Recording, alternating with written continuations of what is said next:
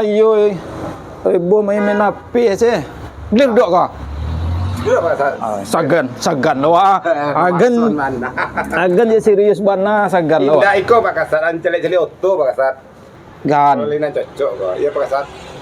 Awak kalau menggaleh kau, Iya Pak Ustaz. jangan terfokus ke HP. Betul.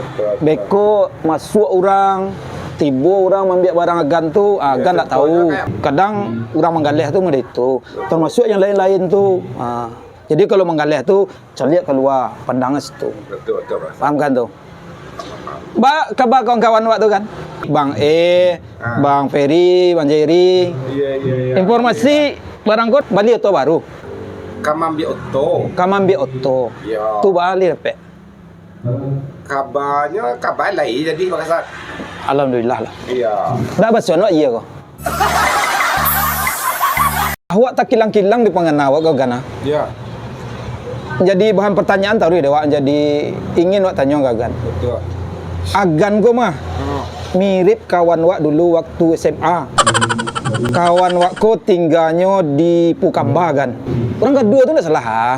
Mirip ya Pak. Mirip benar je agan kau. Dulu tu mah. Memang warasa induknya orang bapitih juga kan. Ya. Di antara kawan-kawan awak tu mah.